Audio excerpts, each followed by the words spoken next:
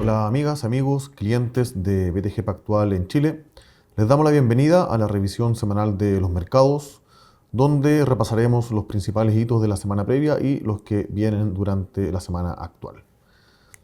En esta sesión vemos cómo la semana que nos deja y el cierre de octubre fue positivo. Las acciones globales rentan un 0,5%, todo esto medido en dólares, mientras que fue una semana negativa para la renta fija global, principalmente luego de la decisión de tasas de política monetaria en Estados Unidos y fundamentalmente con las declaraciones de su presidente Jerome Powell vimos un rebote en las tasas de interés, lo cual resta rentabilidad durante la semana. Los commodities plano, el dólar se aprecia de la mano de un discurso más cauteloso respecto a futuros recortes de tasas por parte de la Reserva Federal.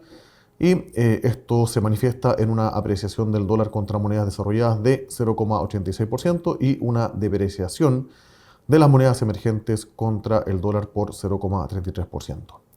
Respecto a las clases de activos locales, el IPSA mostrando un muy buen rendimiento, 2,66%, mientras que tanto la renta fija como el peso se mantienen relativamente plano, pero con volatilidad en el caso de la moneda local durante la semana.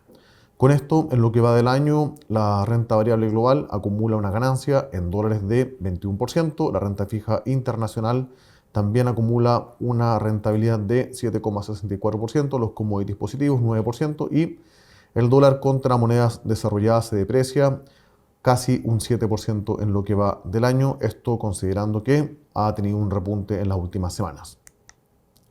En el detalle, los destacados por la parte accionaria, vemos a Latinoamérica con una rentabilidad de 2,24% y también es el caso de Japón con un retorno positivo de 1,85%.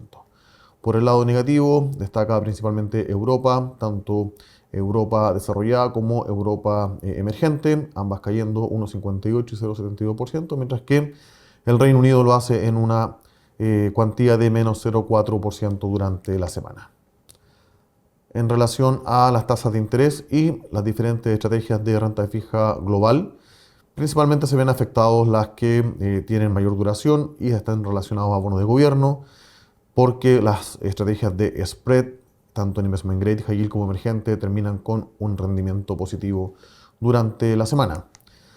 Y la tendencia del dólar, esta recuperación que hemos visto en las últimas semanas, en el caso de las monedas desarrolladas se ve más impactado la libra y también el yen, que se deprecian 0,86 y 1,47% respectivamente, mientras que en el caso de emergentes no hay grandes movimientos que destacar. Por el lado de commodities, el rendimiento positivo del petróleo, ya tenemos durante esta semana también noticias que darían un sustento algo más extendido para los países miembros de la OPEC, donde no se avisoran mayores movimientos para el próximo año. Y por último, también destacar que el oro y la plata han mostrado algo más de estabilidad en los últimos días, luego de una toma de ganancias significativa que vimos durante la semana anterior. Respecto a las principales noticias de la semana, tenemos en el caso de Chile la decisión de política monetaria, donde el Banco Central mantiene la tasa de interés en 4,75%. Esto está en línea con lo que esperaba el consenso de mercado y fue tomado por unanimidad por parte de los miembros del Consejo de Política. Si bien se destaca que el escenario ha evolucionado de acuerdo al escenario base del IPOM de septiembre, hemos visto algo más de persistencia en la inflación a nivel local y eso lleva a que efectivamente el tono del Consejo sea algo más cauteloso respecto a futuros recortes de tasa de política para las próximas reuniones. Con esto, de todos modos, el Consejo avisora que la inflación se mantiene en el rango o en el target meta de 3% para el horizonte de política, que son 2 años. También se publica la encuesta de crédito bancario para el tercer trimestre, donde hemos visto una recuperación por el lado de la demanda de crédito, principalmente ligado a hogares y el sector inmobiliario. Algo de efecto ha tenido estos subsidios que se han puesto en ejecución para viviendas de clase media. Y también podemos apreciar acá en el gráfico de la derecha la visión que tiene BTG Pactual respecto a los futuros recortes de tasa de política monetaria, los cuales de materializarse serían ya para el año 2026. Adicionalmente, vemos cómo la economía crece en el mes de septiembre, 3,2% interanual. Esto está en línea con lo que esperaba el consenso de mercado. Y si lo despejamos en una variación intermensual, es decir, septiembre contra agosto, el incremento fue de 0,5%. Explica principalmente este crecimiento el sector minero, luego de una normalización en la producción tras el accidente de la mina en el Teniente. Y como podemos apreciar en el gráfico de la izquierda, la parte superior, esto explica una buena parte del crecimiento. En la parte inferior sí destacamos que hay algunos subsectores como la industria mostrando una caída ya en los últimos meses, restando al crecimiento económico, mientras que la parte de comercio es la que está empujando al alza el número junto con los servicios. En la parte de la derecha, el panel superior nos muestra la confianza empresarial, que muestra una recuperación en el sector de construcción, de la mano de los datos que recién comentamos, y en el caso de comercio, una caída en el margen. De todos modos, la capacidad utilizada se mantiene levemente bajo esta media de los últimos 13 años y está actualmente en casi 67-68%, lo cual bajo esta medición, bajo esta métrica, no estaría generando presiones inflacionarias. Por último, la cifra de IMASEC, el dato de crecimiento, fue positivo. Esto a pesar de que hemos visto algo más de inestabilidad en los datos sectoriales. En el caso de, acá aprovecho de hacer zoom, las ventas de retail aumentando un 6,2% interanual. Esto fue equivalente a 0,8% intermensual, bien por encima de lo que esperaba el mercado, 4,9%, y impulsado por un incremento significativo en las ventas de vehículos nuevos. Eso es respecto a los datos económicos en Chile. Pasando a lo más relevante de la semana, tenemos la decisión de la Reserva Federal, donde en línea con lo que esperaba el mercado, se recorta la tasa rectora en 25 puntos base, pero hay un cambio de tono, algo más cauteloso, el cual por ahora descarta, al menos con los instrumentos financieros que uno puede seguir y medir, un recorte adicional en la reunión de diciembre. Adicionalmente, no hubo unanimidad en la votación, hubo un vocero o un gobernador de la Fed que estuvo por mantener la tasa de interés, mientras que otro, Steve Miran, el recientemente nombrado por Donald Trump, que estaba a favor de un recorte de 50 puntos base. Con esto, bueno, la tasa se queda en el rango de 3,75 a 4% y la probabilidad de que tengamos un recorte final en el año 2025 claramente baja en su probabilidad. Adicionalmente, en parte condicionado por la falta de datos, sobre todo del sector laboral, ante el cierre de gobierno. Esto lleva a que el Banco Central Americano tenga que acudir a datos alternativos para revisar si efectivamente la debilidad que puso arriba de la mesa en este sector sigue siendo un condicionante para renunciar a una inflación que se mantiene por sobre el target y eventualmente seguir con los recortes de tasa de interés. Igual de importante fue el anuncio del fin de la restricción monetaria, el QT. Esto es principalmente la venta de bonos del Tesoro que están hoy en el balance de la Reserva Federal. Acá está en el gráfico de la izquierda, panel superior, el total de activos que mantiene la Reserva Federal en su hoja de balance y en el eje derecho se puede ver como proporción del tamaño de la economía. Siendo las principales tenencias T-Notes y Bonds, son bonos en el primer caso con una duración de 1 a 10 años o vencimiento, mientras que el resto son de 10 a 30 años, los cuales emite el Tesoro americano para financiar el presupuesto, en este caso el déficit principalmente, y a diferencia de lo que pasa en Chile o casi en cualquier país desarrollado, el Banco Central americano financia parte de ese endeudamiento, ya sea a través del mercado primario o mercado secundario.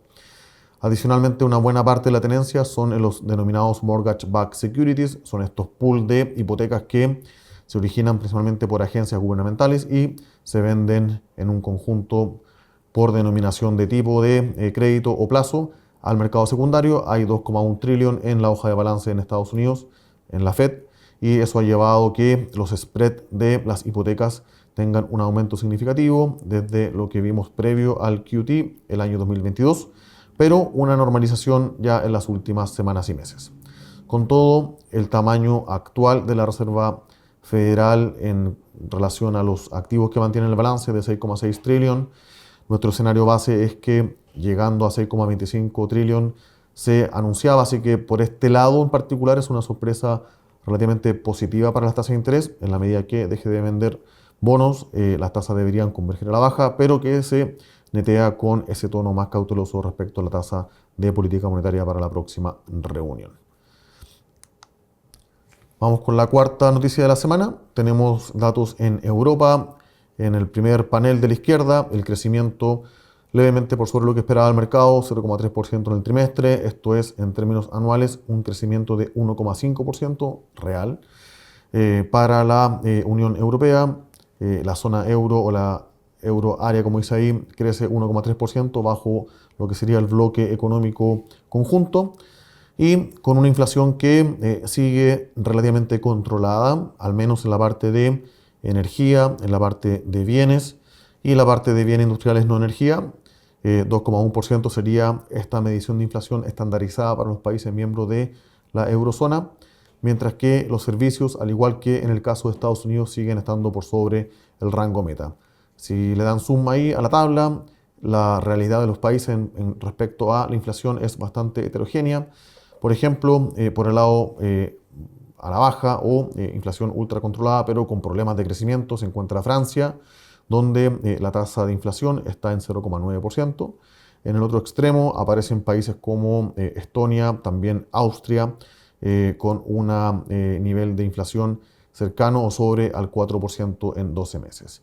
Y con esto tenemos en el tercer panel, el de la derecha, la decisión de política monetaria del Banco Central Europeo, que en esta ocasión mantiene las tres tasas de referencia de política inalteradas. Esto es la tasa de facilidades de depósitos en 2%, la de operaciones de refinanciamiento en 2,15%. Hay un spread establecido hace un par de meses, años, en 15 puntos base sobre la tasa de referencia y 2,4% para finalmente las facilidades marginales de financiamiento.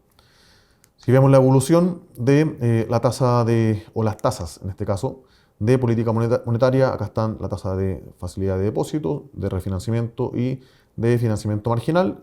En la tabla de la izquierda pueden ver la evolución. Esto se mantiene relativamente inalterado desde el 11 de junio de este año.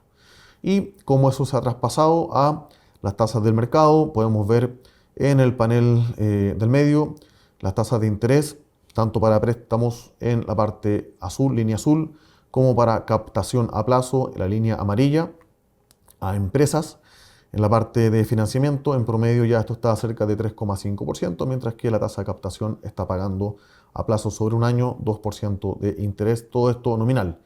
Mientras que la tasa de interés para los hogares, vemos que el traspaso a una menor tasa de endeudamiento para las economías del hogar ha sido menor que el reseteo o la caída, que ha sido bastante rápida, en las tasas de captación, la tasa de depósito que pagan los bancos a los ahorros de los hogares. La tasa promedio de financiamiento a plazo sobre un año está en torno a 3,25% en el caso de los países o las economías de la eurozona.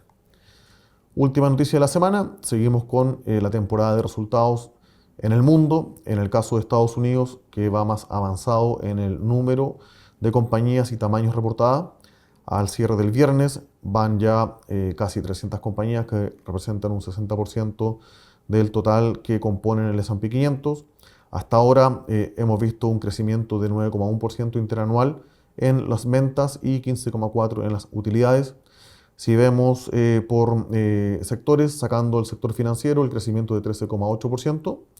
Y cuando vemos sectores más defensivos, por ejemplo el de Consumer Staples, el de REITs o Utilities, el crecimiento es de 6,9%.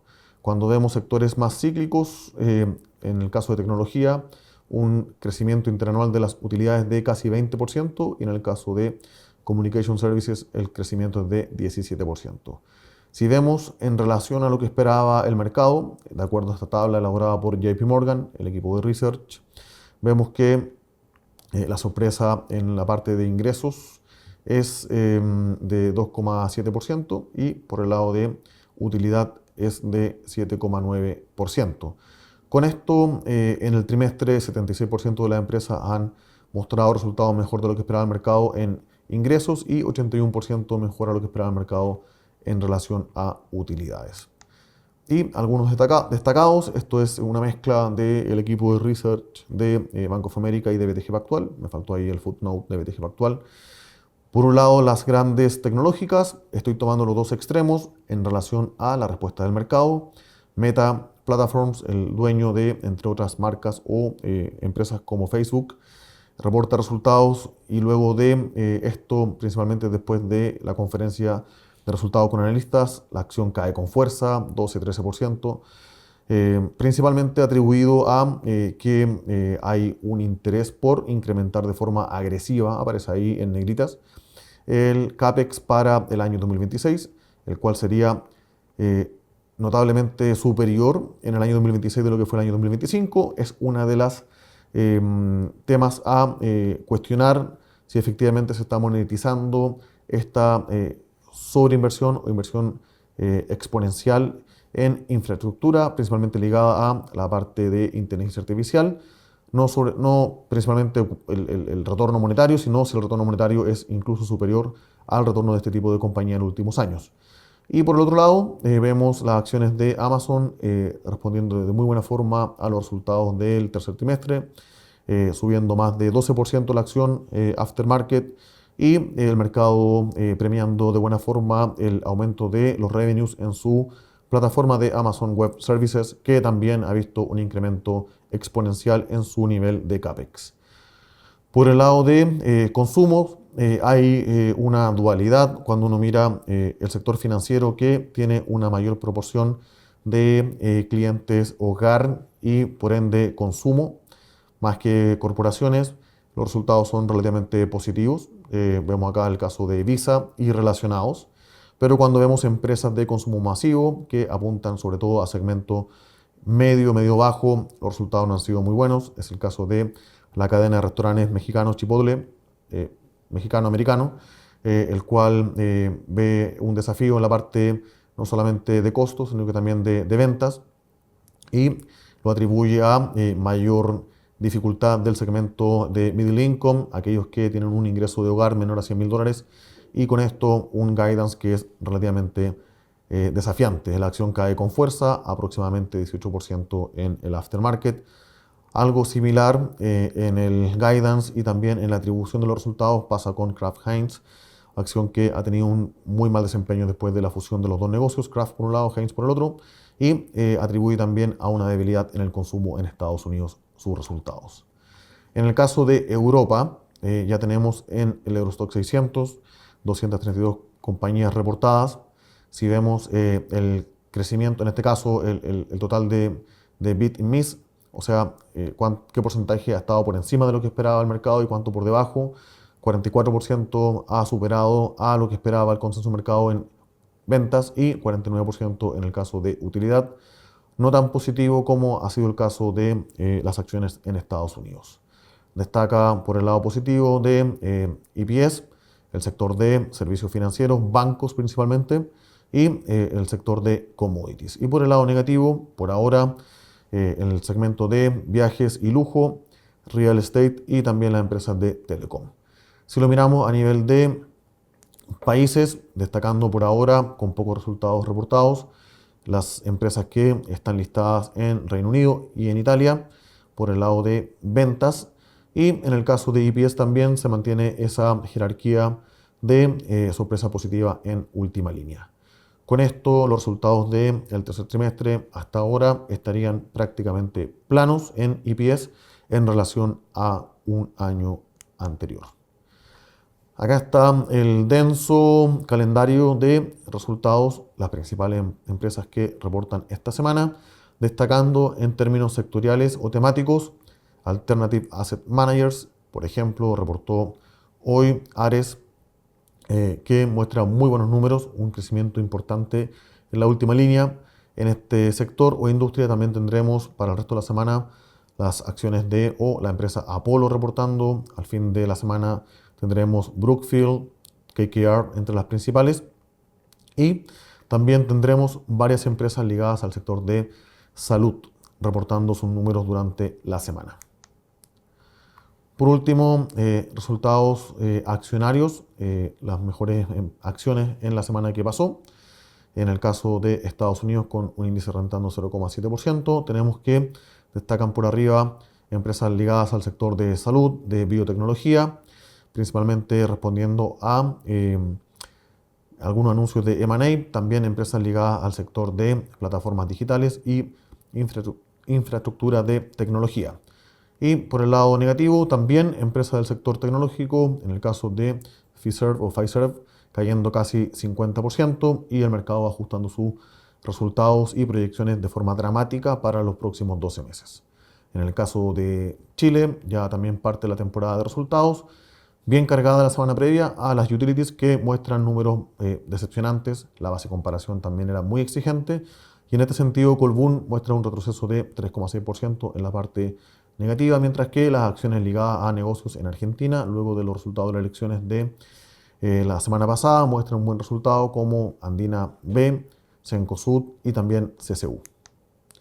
Eso es para esta semana. Les dejo acá el calendario. Les recuerdo que seguimos con el cierre parcial de gobierno en el caso de Estados Unidos. Por lo mismo, varios de estos datos acá pueden no ser reportados si es que no se retoman las actividades del gobierno federal. Eso es por hoy. Como siempre, agradecemos que revisen nuestros informes, también nos sigan en redes sociales y se conecten a nuestras actividades de webinars. Muchas gracias.